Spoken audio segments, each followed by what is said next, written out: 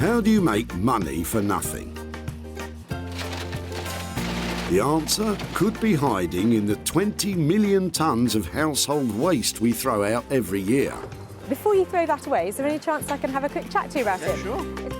That's why entrepreneur Sarah Moore wants to get her hands on things before they hit the skip. I am a passionate buyer, user and renovator of second-hand stuff, and I've turned that passion into a money-making business. I turn old into new and I sell it for a profit. Sarah's ready to sift through as many boots and bin bags as she needs to. That is the most fabulous thing I've seen here. This is so exciting. In her search for tip treasure. I love rifling through the rubbish. And with some of the country's elite designers and makers, Hello, hello. What have you got today? I want to do what's right for this piece of rubbish. she can transform her finds into desirable, Look at that. beautiful, Speechless. valuable, You're joking. and hopefully saleable items. You always talk my kind of money, Jay. I love doing deals with you. If Sarah is successful, then she can hand the profits back to the very people who had no idea there was cash to be made from their trash. Wow!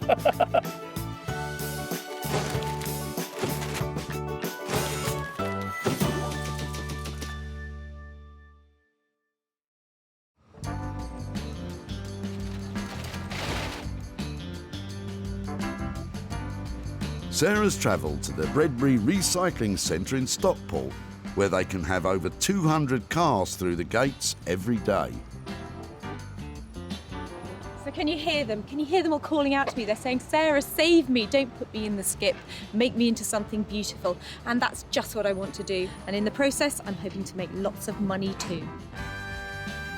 Sarah talked very nicely to the kind people who run the dump and has secured special permission to ambush people today.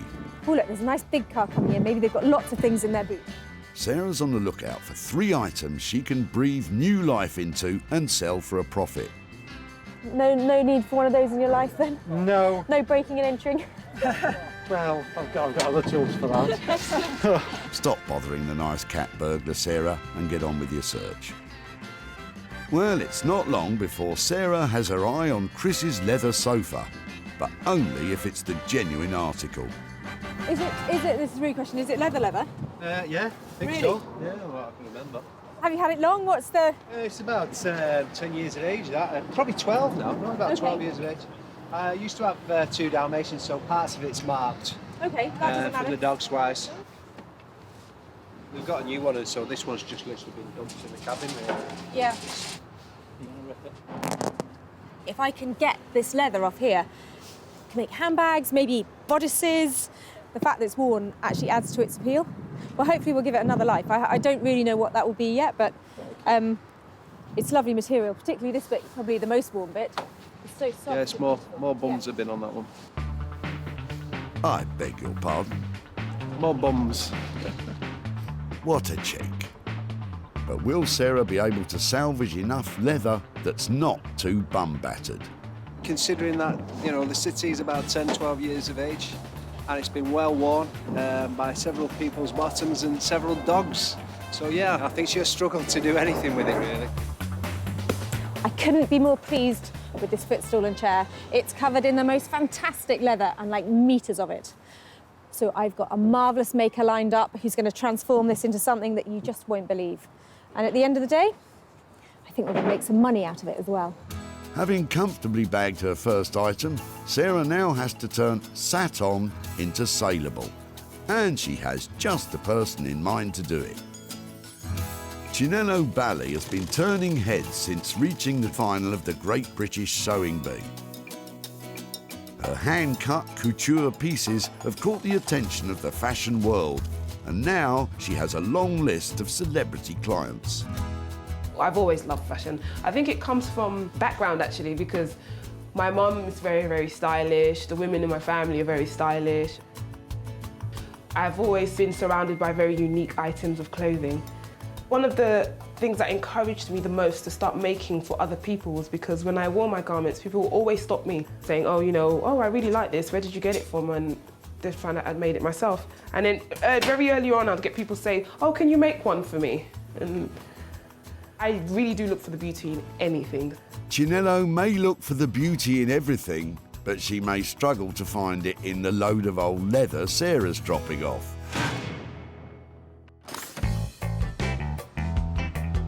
So it's 1 item down, 2 to go. And while Sarah was busy with Chris's sofa, she's missed an absolute gem. It's really annoying that that's in there, and that's, you know, it's nice old wood. Just to be clear, once something hits the tip, it's out of bounds. Can I just go in and get it? No, Sarah, you can't. But if you're quick enough, you might be interested in what Derek has in his boot. Hi there, I'm really sorry to bother you, Ron. I know you're busy, but I'm just wondering what you're dropping off and... Just a bit of steel and aluminium and so on. Okay, was it a greenhouse or something? Yes, yeah, it was an old greenhouse. We're looking for things that we might be able to make into other stuff, and these angly bits look really interesting. Would it be okay to have a better look at them outside? Yeah, of course, no promise, I'll take them out. Brilliant, thank you. I know they're rusty and beaten up and stuff, but they're just the kind of thing that we might be able to marry them up with something. Yeah, I'll take them. Really? That's fab. Where would you like us to put them? Just over here would be, in front of the scrap metal would be lovely, thank you. Sarah's acquired some angle iron, which is kind of like a giant Meccano set for grown-ups. Brilliant, thank you so much for your time. Thank you, bye-bye. But can she reassemble it into something that can turn a profit? What does Derek think she'll do? I'm assuming she's going to make a shelving unit of some sort, using the garage or the shed. It's all in one piece, as long as she's handy with a paintbrush. Anything like this that is modular, so it comes apart and you can screw it together, is really easy to work with, even if you're just an amateur. So although it's in a bit of a state at the moment, I think it's got real potential if we were to give it a really good clean down. If you keep polishing it up enough, it's the kind of thing that you can put in your house. Not in my house. And it's not going to be much good on its own. Do you think you can find some old wood or something? Oh, you already have. So it's probably all here. It's a junk jigsaw. There we go, back to being pretty much a whole door now. What do you reckon? Your next dining room table, sir? Well, I don't fancy eating my dinner off it. And if she plans to stick it together with the angle iron and make something out of it, she's going to need some help.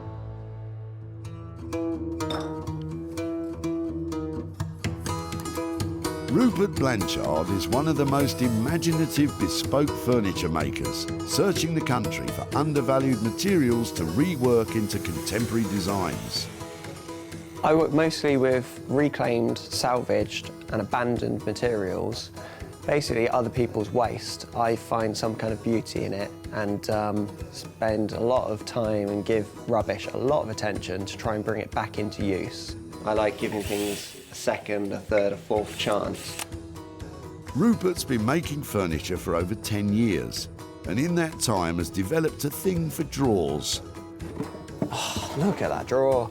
Look at that. What a beautiful drawer. Rupert's no stranger to unused materials, but that door might be past saving.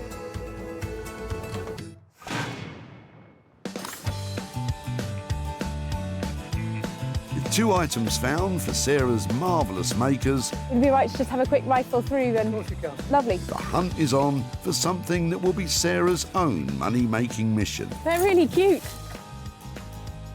There are 200 cars an hour coming through here. I have got to be able to find something. And Peter and Michael's trailer of trash may contain just what she's been looking for. What brings it here today? Well, your in-laws are moving out, aren't they? So we're just bringing it from... So this is our rubbish, what we're just throwing in everything. So where's it been, in the shed or in the Yeah, garage? it's just been in the shed. I don't know what that is. That's quite cool. Oh, Rizzlers. So you're not tempted to drink the very special anniversary ale from 1984? No. No? No, I can see that might have limited appeal. I'm more of a Foster's man. Really? Great. So far, fags and booze. Get a move on, Sarah. Ooh, look. Is it just me, or does that? There's something cool about that, isn't there? It's just you, Sarah. I mean, maybe. I wonder if you could use those in lighting or something, because they're just the fact there's so many different colours in there. I feel really bad about putting those into the tip. I'm not quite sure why, but they've got a certain appeal. Yes, to golfers. Oh, wow. Wait, what's this? Peter's got another bit of treasure for you, Sarah. But how could it possibly beat those golf tees? Do you know what it is? I ain't got a clue. I think that it's, see how it's got an angle like that on it? It's a writing slope. So when people wrote letters, it went like that. So it was like a mini desk when they were, and so there you've got the bit where your pen went. Oh, look, isn't that clever the way it opens up? And down here, and the key that goes with it. Would it be something that we might be able to have a look at? Yeah, no problem. Really? Yeah. Brilliant. Thank you very ever so much. Thank you. Now that's more like it. I'm sure you can make a few bob selling it as it is. So everybody used to have things like this, because everybody wrote letters, so we just don't do it anymore. Here, it's very faint lines. This would have been beautiful gold inlay, you know, onto the velvet, so that would have been pretty. So that's a joyful little piece of history there. This type of writing slope or lap desk first appeared in the 18th century and became a stylish accessory for the travelling gentleman. Today, the market for these is buoyant, and Sarah could well raise some surprise cash for Michael and Peter. I love this box. It's really sweet, and it's the oldest thing that we found today. It's got some lovely details on it, and I'm hoping that it's going to be really quite valuable. And that means that all of the money we get from selling it can go to that great guy who dropped it off earlier. So that has got to be a good thing, hasn't it? And with that, today's list is complete. Chinello will lavish love on Chris's leather. Rupert will tackle Derek's rusty frame and that dissected door. And Sarah, oh no, she's not taking the golf tees as well, is she? Oh well, double the potential profit, I suppose. I have cherry-picked my way through loads of rubbish here today, and I've picked 3 potential things that I think will make heaps of money.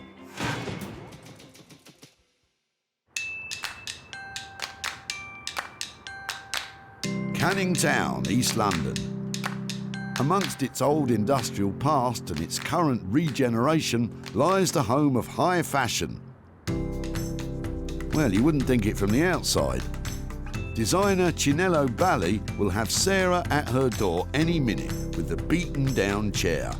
I have a feeling she's not going to be happy when she sees what it's made out of. I love beautiful fabric. Anything that's beautiful, anything that's glamorous looking, I love. If I was going to say anything's out of my comfort zone, it'd probably be leather. It's because you wouldn't usually think of leather and think elegant. Oh dear. Good luck, Chinello.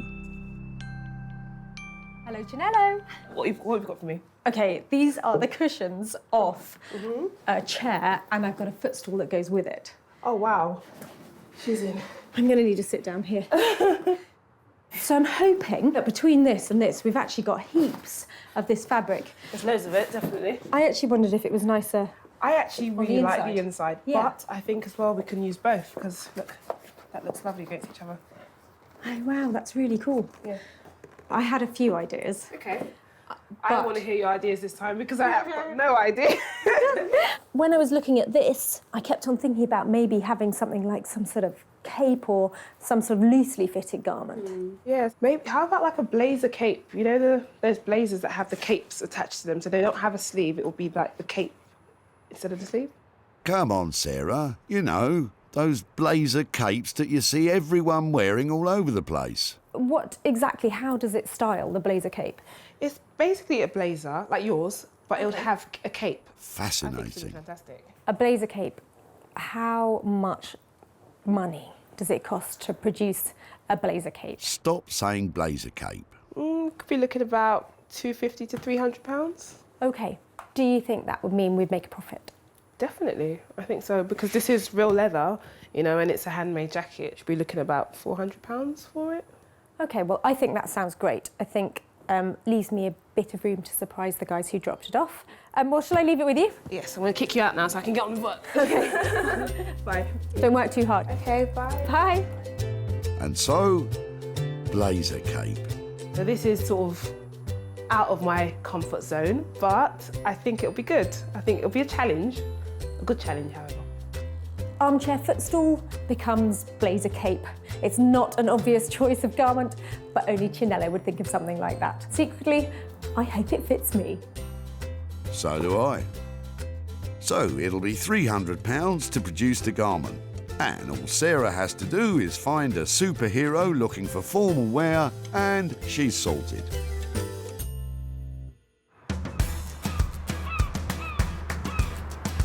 Sunny Margate on the southeast coast. Once a mecca for British holidaymakers, now it's a place where vintage is an advantage and reclamation is the order of the day. And one man leading the way is our Rupert. And Carlos the cat. Sarah's about to set him the challenge of making something out of the angle iron and the old barn door. Rupert, hi. Hey, Sarah. How are you? Back again? I've got a few things. Okay, don't look. Can you rustle off somewhere and I'll bring it in, and then you can see it, because I don't want you to get put off. Sarah thinks if she can make it look presentable, then Rupert might just see its potential. It's all coming together. It's going to be fun. Sarah's brought some weird things to me before, so this time, who knows what it could be. Looks good, doesn't it? Really inspiring. Doesn't look like a load of old junk. I'm not exactly sure who Sarah's trying to convince, but either way, Rupert's getting concerned. Sarah, you all right? Yeah, it's coming together. I hope it's going to be worth it. Can't quite imagine what you're doing yet. It's a lot of crashing and banging coming from out there. Never look better. Rupert? It's like all my birthdays and Christmases come at once. There was something about it. It's been hacked into, it's been cut up. Okay. But I just love the fact, the wear on it, you can't make it look like that. What is it? A toilet door, a barn door? Barn door, I'm thinking. And then this angle iron? Yeah, brilliant, isn't it? I love angle iron, I love it. It's so flexible and adjustable, and it's something that you don't really see now in the home. Everyone used to make their bench in their shed, their shelving in the garage out of this stuff. So, the angle iron's a hit, but the old barn door has some issues. Quite a lot of a lot of dry rot there, so it can be complicated to work with. I don't know if you've noticed, but actually it has been cut in half. So there is, it's not quite as intact. So yeah, that's why I was piecing it together so it wasn't. That's a surprise. Yes. That it's a jigsaw puzzle. Yeah, I did have some thoughts that maybe this was kind of cut up into parquet to make amazing tabletop, and these were framing it in some way. A table, I see as the easy option for me. Yep. A sideboard would be a more challenging option for me because it's only 2 materials here, so to stretch them far enough to actually make a piece of furniture that you will sit in front of and stare at every day, it'd be quite a challenge. Rupert's never one to shy away from a challenge. But how much is it going to cost?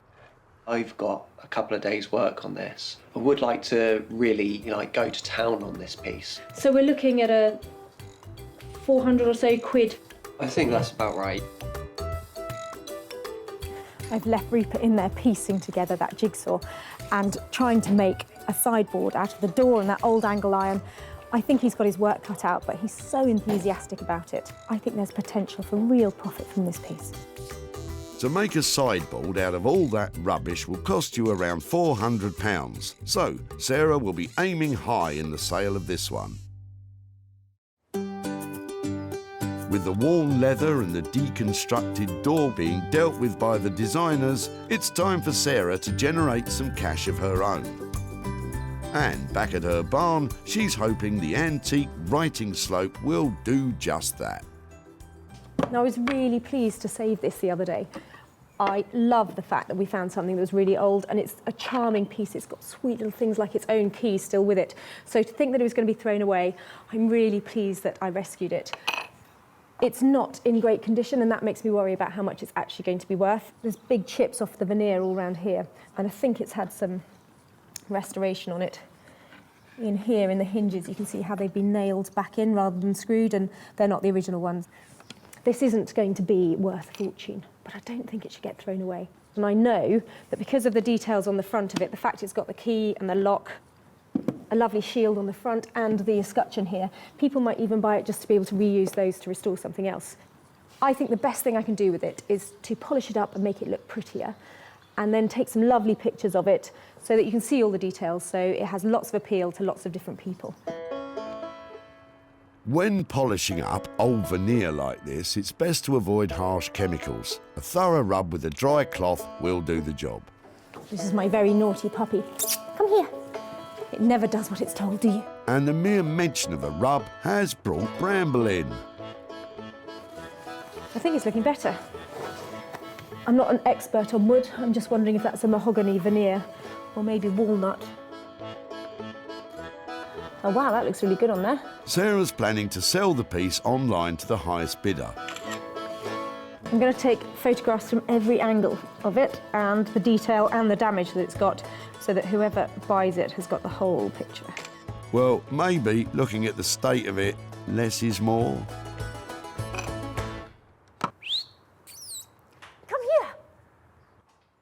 A quick look online to compare prices and things are looking promising. So this one's similar and it's £44.50, but I'd say that's got a slightly Art Deco-y, sort of 40s-y maybe feel to it. So I think that one is newer than our one. Victorian writing slope. Right, so there it is. It's listed. Let's hope that it makes £30. Maybe, on a good day, £40. Fingers crossed. All we can do now is wait to see if it makes any money. Let the bidding begin. Sarah hasn't spent a penny on the writing slope, so any money made from it is truly profit.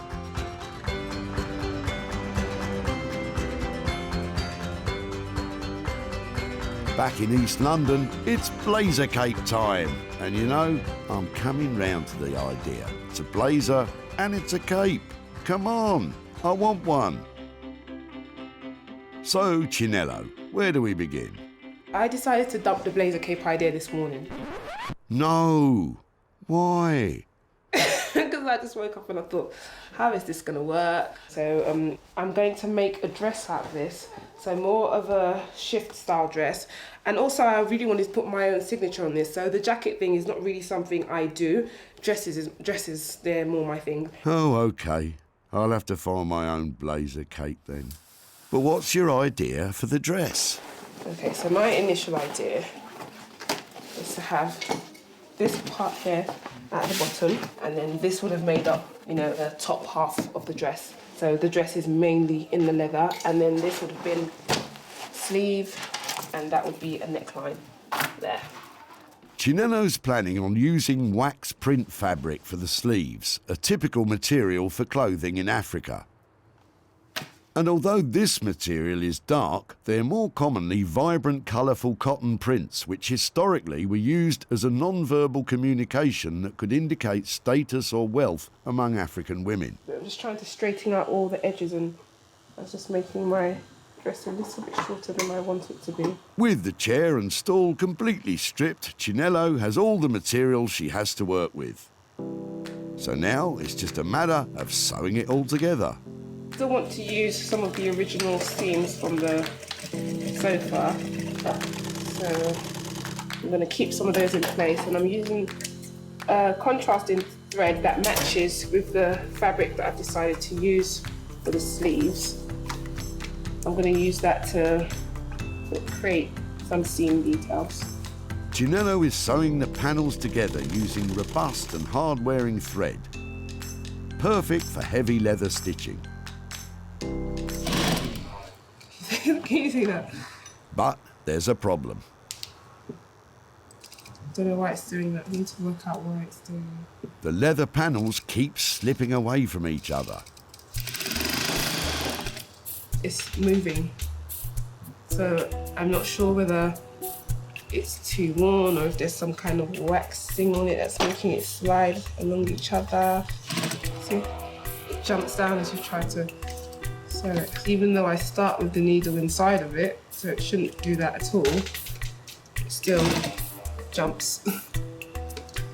This could potentially be it for the sofa dress. If it's not going to sew, what am I going to do with it?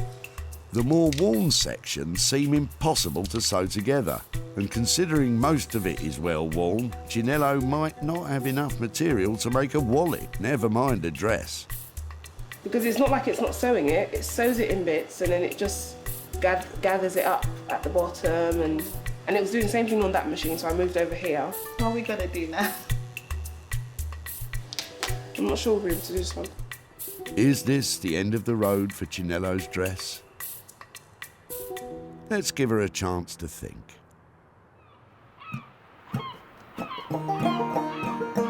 Meanwhile, over in sunny Margate, let's hope that Rupert's having more luck with the angle iron and the old barn door. I know that I'm going to make a sideboard out of all of these pieces. And yeah, I don't want this to be a sort of typical shabby chic piece. I want this to be really quite polished. It's just going to be a bit of a labour of love to make it a high quality finish. Rupert's planning on leaving the chip paint effect on the wood as a feature, which doesn't sound like a quality finish to me. But what do I know? Although I know what I'm making, I've got to strip it down and prepare the materials. The nuts and bolts holding it together have fused shut with rust. Just going to cut these off. But Rupert can cut them off with his cut-off tool. That's what it's actually called.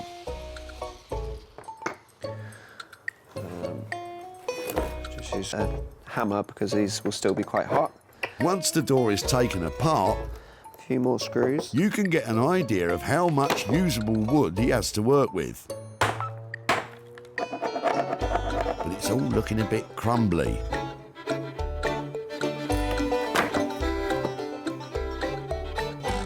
And it's not looking good. This is a good representation of the door overall, in that it is just crumbling. It's got a lot of normal rot and a lot of dry rot. Ideally, any carpenter making a cabinet doesn't start with rotten wood. Now on this table is everything that's really usable. I've got it down from what was a pile of rubbish to an organised pile of rubbish. I suppose that's some progress. There's still a good 60% of this door that we can reuse. With just enough wood to construct a sideboard, Rupert gets to work sawing the usable pieces into planks to match his very intricate blueprint on the floor. Next comes the angle iron, which will form the structure of the cabinet. Angle iron became very popular amongst do-it-yourselfers. With its easy-to-assemble design, it was possible for almost anyone to build anything from shelving units to greenhouses. The more I put together, the closer I'm getting to working out what this needs to become. Rupert's on a roll and looks to have this finished in no time. But wait a minute. That's one short and two wide. That's one short.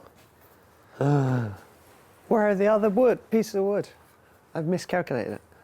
Uh-oh, with such little door to work with, that doesn't sound good. Oh, this is nuts. This is a problem with having a warehouse full of rubbish, that I often lose a piece of wood that I just cut. Good luck finding it in there, Rupert. Maybe Sarah will be happy with half a sideboard.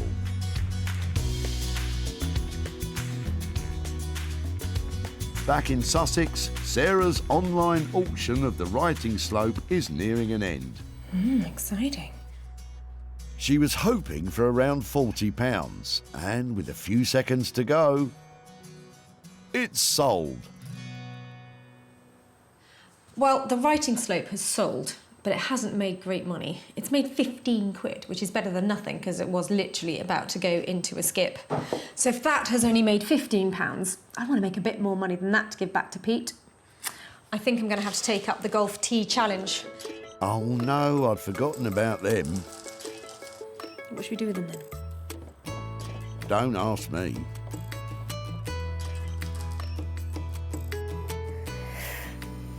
Art installation? Looking at all the golf tees floating around in there, maybe I could make like a golf tee loo seat so you sit down on it and it's a bit naff. I'm certainly getting a whiff of something. But I think I've got it now. It's going to be a tribal style necklace. Cool, hey? Anything you say. If I wrap this really cool red wire around, and then it might make the golf tees look a bit more attractive, a bit more tribal. Well, I suppose it's not bad for a last-ditch attempt to make money. I'm going to make a few of them and hope that I make some money that way. But finding a buyer of tribal jewellery might be tough.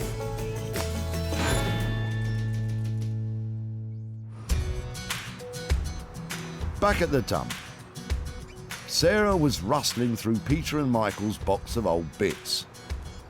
So this is our rubbish, what we're just throwing and everything. Ooh, look. First came the golf tees, There's something cool about that, isn't there? and then an antique writing slope. Oh, look, isn't that clever the way it opens up? The writing slope underperformed online. It hasn't made great money. It's made 15 quid. So Sarah got to work on the tees and, eventually, produced some multicoloured tribal-esque necklaces. Sarah showcased them at her barn sale and was optimistic the country living crowd would get behind them. I'm putting them out at £10 each. I've got some more to come out later, and I think they look really cool. But despite being a big talking point of the day, they remained unsold. Sarah contacted Peter, whom the 2 items had been taken from, to arrange to hand over the £15 from the sale of the writing desk, but alas, without success. So Peter has been very busy, so I haven't managed to catch up with him, but I have got £15 here that I'm going to send off to him, and I hope he's going to have a drink on us. So it's been a disappointing turnout for the boys, but still, 15 quid for what was rubbish is still better than a kick in the golf balls.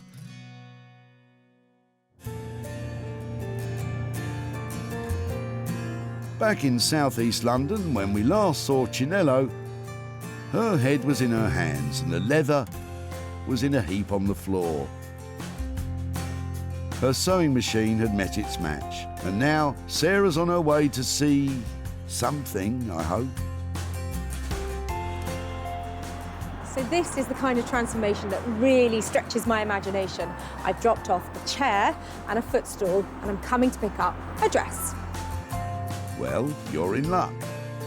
With the help of a specialist leather sewing foot, don't ask, Chinello has taken the bum-battered sofa and transformed it into an amazing bodice. I'm still a bit disappointed about the blazer cape though. Chinello used a wax print fabric to create the skirt and sleeves. And the beaded detail lines the plunging neckline. Wow, I hope Sarah doesn't want to try it on. Hello. Hello. Ah, that must be it. How are you? I'm fine. How are you? Really well. What were you expecting? I wasn't expecting beading or detail like this. And I was thinking suede because of the back of it. Yeah, I was going to, but all of the back pieces were so different and there was nothing uniform at all. I thought, I don't think that's a problem. It looks amazing, doesn't it? I love the way you've got the darts in here. Yeah, I thought let's carry on with the, you know, the whole leather feel of things, you know, because usually it's, you know, so many panels put together and they just do all the outside stitching sort of decoratively. So I've done that as well. It's got your signature sassiness about it, hasn't it? Because this is quite revealing, isn't it? And this isn't long, is it? Would you like to try it on? No, I can't try it on. What, seriously? Okay. Yeah, if you'd like to. Go on then, I'm happy to give it a go. Yeah? Yeah. Okay, let's Look take away. one. Sarah, there are kids watching. I think I'll keep this on. Thank goodness. Are you stuck, Sarah? Help her out, Chinello. It actually does look nice on you. Someone please stop her. There you go. Brilliant. That is amazing. Thank you so much. I'll keep in touch and tell you where it goes. All right, thank you. Mwah. Let's know how she goes. I thought that was so cool that Sarah tried the dress on, but I think what she really needs is some high heels and a night out. Yeah.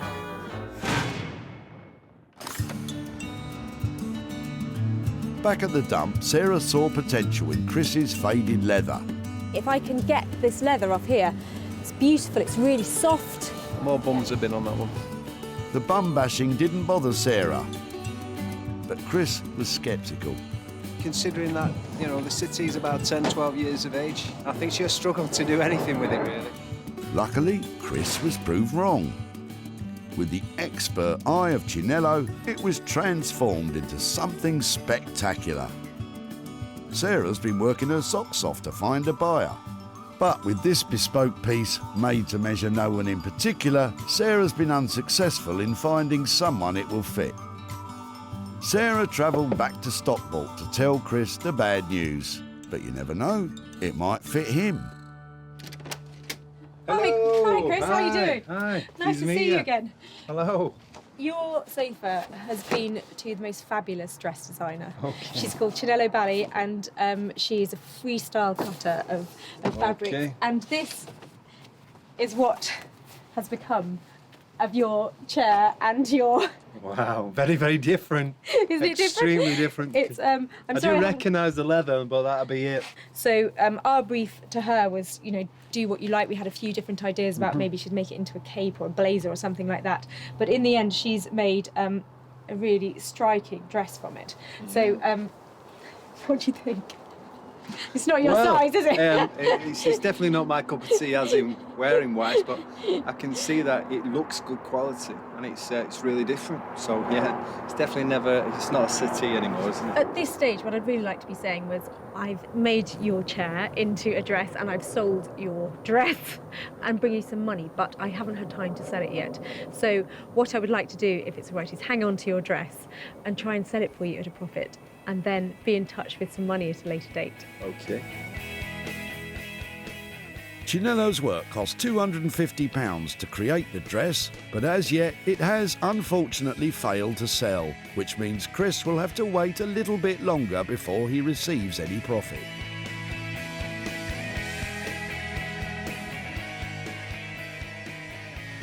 Well, it was great to be able to show Chris the dress that Chinello actually made, but I wish I'd been able to turn up with some money for nothing. But hopefully I'll be in touch soon and have something to share with him. I didn't know what she was going to make, but her dress would have been definitely the last on the list, let's just say. So yeah, definitely wasn't the case that I was thinking she's going to make a dress out of it at all.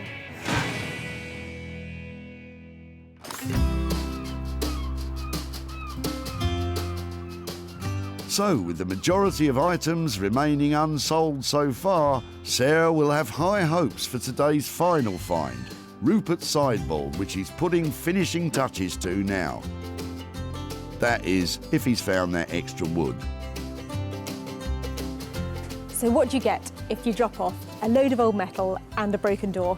I'm hoping for one of Rupert's signature sideboards and something that looks fantastic. Before, it was a rotten and rusty pile of wood and metal. Now, it's a super sideboard, oozing with charm. Maintaining the flaked paint effect, it is bang on trend amongst folk who like that kind of thing. The body is made up of one cupboard for storage and shelves for feature ornaments or electronic equipment. He even kept the door's original handle. It won't fit in everyone's house, but you have to admit it, it's an astounding achievement from Rupert. Good show, young man. Sarah's gonna love it. Hi, Rupert. Hey, Sarah. Welcome back. Welcome. Lovely to see you. Is that it?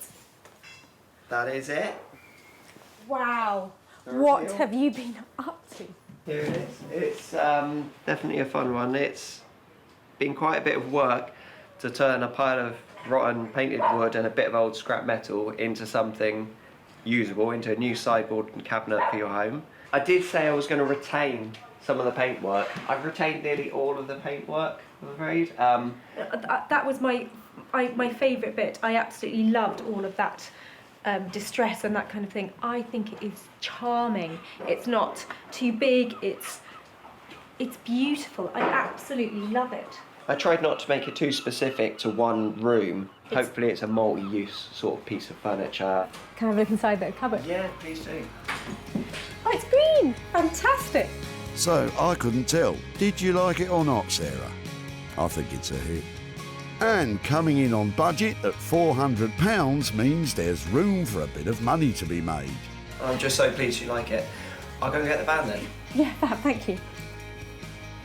I have to get over £500 for this little beauty.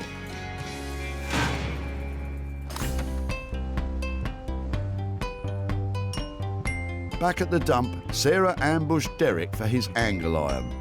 Yes, yeah, it was an old greenhouse. Oh, fantastic. Derek had confidence in Sarah's abilities, It's only one piece, as long as she's handy with a paintbrush.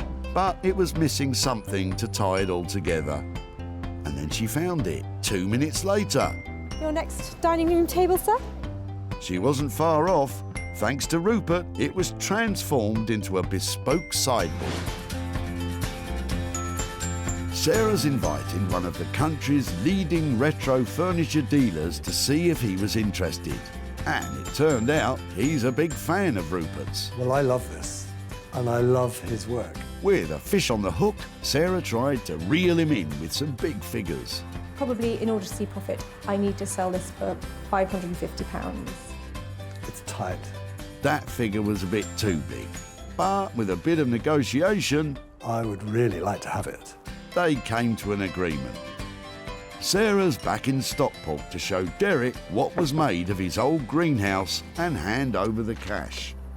Hi there, hi Derek, how are you How's it doing? going? Not bad yourself? Yeah, Good very to see you well. again. Yes, and you, and you. Any ideas what we might have done with your frames? I can't think of anything except the same that was before, a shelving unit of some sort, or maybe an art display unit. Yeah, well, actually, they were turned into a sideboard, and I've got some wow. pictures to show you. Okay. Hopefully, you can see where your frames are in the. Oh, wow. It was You got rid made. of all the rust and everything as well. Looks brilliant. Do you think? Yeah, it looks really good. Wow. They I never were- thought it would amount to anything except scrap metal. So you approve of what we did with it? Yes, no, it looks really good. You managed to find a good home for it? Yeah, a good home, and actually managed to sell it at a profit. Oh, wow. So I'm here tonight to give you £100 profit from your frames. Oh, wow, okay. To spend on whatever wow, you'd like. Thanks very much. Okay, perfect. Oh, I wasn't expecting that. Any ideas what you might do with £100? Well, I wasn't expecting this. I didn't think any money back of it, so I thought I'll donate it to charity. Oh, Got really? a local animal shelter charity around the corner that's always in need of something, so... That sounds like a great idea, and somebody has gone on to have a lovely piece of furniture made out of the materials you dropped off. So Brilliant. I think sounds like it was all good. Gets a bit of good use out of it. Yeah. Great. Lovely. Well, really nice to catch up with No, you. thanks and very much. absolute pleasure. And Yeah. lovely use of money. That's great. Oh, brilliant. Thanks very Okay, much. take care. Okay, Thank you very cheers, much. bye. Bye-bye. So Rupert charged £400 to transform the pile of old metal and pieces of door into a sideboard. But the sale of £500 made a profit for Derek of £100. I wasn't expecting anything in the slightest. Half of what you maybe made, or if anything at all. But no, it's come out looking really good. I love the fact that Derek has chosen an animal charity to give the money to. We've got a little fan down here. I'm going to go home and tell Bramble that there's £100 going to a really good cause. Sarah salvaged 3 unwanted items from the Bredbury Recycling Centre. Chris's old leather sofa turned into a beautiful bodice dress. Derek's ancient angle iron transformed into a super sideboard. And the writing slope and golf tees have been given a new lease of life. So 2 out of 3 items sold for a profit, and a lot of fun had along the way. Next time, we could be making something from an item you no longer love. See you at the tip.